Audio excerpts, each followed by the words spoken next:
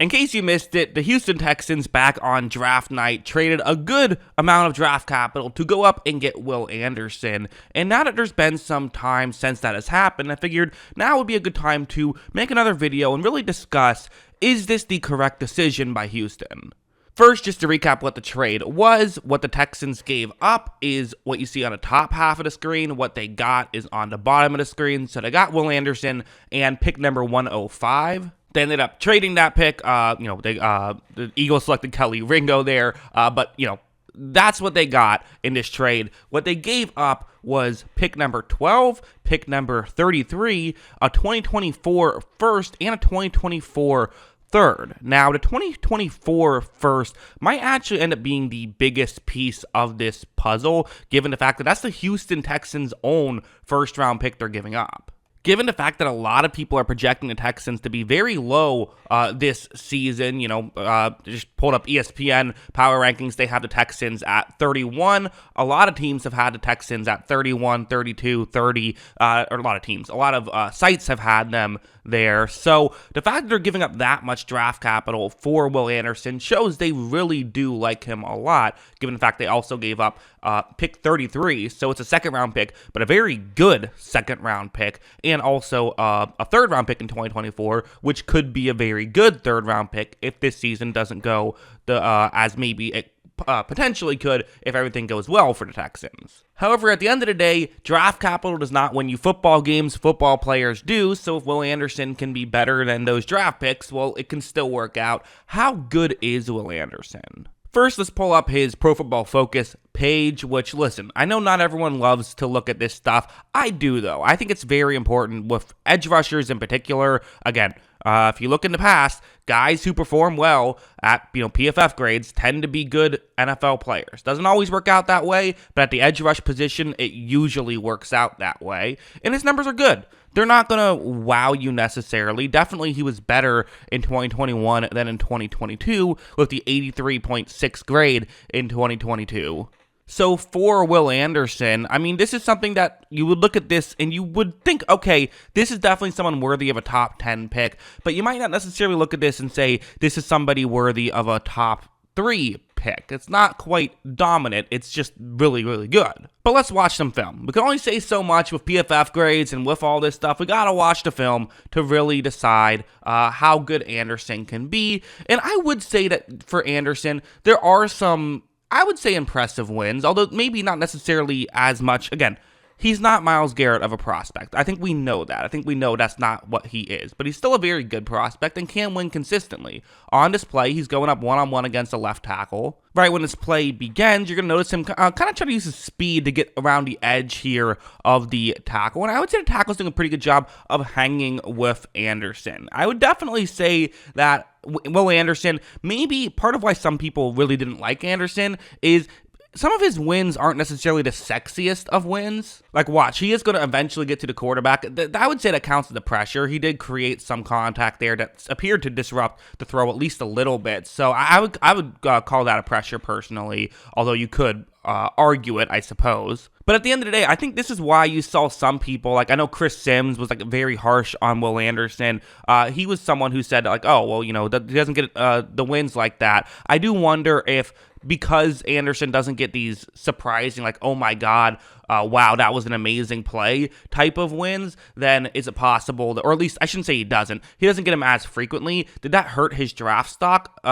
I don't think it hurt his draft stock, but did it hurt his perception among certain pundits? I think so, but I wouldn't really care about that. At the end of the day, if you win, you win. Who cares? Now, he would get some splash plays. Like, this one's a splash play, but I actually have an asterisk on this one. This is something that I think that maybe elevated his draft stock a bit too much, potentially, where if the way the play is designed to work is the quarterback could keep it himself and run towards the outside, or just hand the ball off and have the running back run straight up the middle. That's the way this play can work. So for Anderson, he's unblocked at the line, and a lot of times, you'll do this as read options, where the quarterback just reads the edge rusher, and if the edge rusher moves over the middle, then you keep the ball yourself and run to the outside. If the edge rusher stays to the outside, you hand the ball off. Right when this play begins, Anderson is committed to a potential handoff. If the quarterback is keeping the ball himself, he is going to get to the outside. This is how Anderson played at Alabama, and I wonder if it was honestly what he was supposed to do because of how often he did it.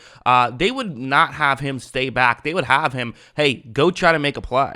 And as you see, he is going to make that play. He does get the immediate tackle. And hey, it's an awesome highlight reel level play that you notice when you're watching the game. And I think there's two different ways you could take it. You could simply take it as, okay, you guessed correctly. Congratulations. That's not a spectacular play. You just, there was a 50-50 shot. It was going to go well. 50-50 shot. It was going to go terrible. But on the other hand, sometimes guesses aren't complete 50-50 shots. Sometimes there are educated guesses based on, how you're reading the play. When you're playing football, you do kind of start to pick up on certain trends and start to be able to figure out what could be happening. So maybe it's not necessarily guessing right, but making educated guesses that work out right could be potentially the case. It's also possible this is how he was coached at Alabama to play. We just don't know. So, again, I'll let you be the judge on if it's a good play, it's a bad play, or what to make of it. And there were still more traditional stuff like this, where, again, his production was good in college. He was a very good college player, and this is an example of it's a one-on-one block with the tackle going to be blocking him, and watch him be able to get around him and be able to make a tackle on the running back right there. That's a very good play. I don't care how you look at that one. That's a great play by Will Anderson. So I think that's kind of how most people view Will Anderson, is he's a very good player who maybe isn't quite as elite as some of the other, first overall selections or first non-quarterback selections that we've seen in previous years. And the reality is Houston gave up a ton to get him. I mean, this is, listen, it's the amount you have to pay typically to get up to number 3. We saw how much the 49ers had to pay to get up to number 3. Granted, that was for a quarterback, so it's different. I mean, the reality is the history of the NFL shows that trading up for non-quarterbacks is almost always a bad idea. The exceptions where a team trades up for a non-quarterback and they win, they tend to barely win. It tends to be pretty even. And when they lose, it tends to be disastrous. So the comparison I've made is it's almost like blackjack, where if it's like you're playing a game of blackjack, and typically you bet $1 to win $1 in blackjack, but you only have like a 43% chance to win. So if you're playing a hand for a quarterback, for example, and you're giving up the capital that you're willing to pay to get a quarterback, it is like that. Hey, you're betting $1, but you could win $1 if you win. So you're at least there's a good chance that it ends up working out for you and you end up ahead, because winning on a quarterback selection like that is just so valuable. And it's probably even more than $1 potentially. It's probably better than that as a ratio. Whereas if you're trading for a non-quarterback, it's almost like you're betting $1, but you only win 10 cents if you win the hand, because that's typically, you typically don't win by that much, and you could still lose the full $1 by losing it, because again, nobody knows anything when it comes to draft evaluations. So I don't love the trade. I just don't. But again, I kind of understand it. When you're the Houston Texans, I think that there is something to, they like his intangibles, and they feel like he can be a leader and turn them from a losing culture to a winning culture. I know that some people will mock that and find it silly, but I don't. I actually think there's some real logic behind it of, if you truly like his leadership ability, okay, I can see why maybe you would want to take a chance on a guy like that, because he could help turn your franchise around.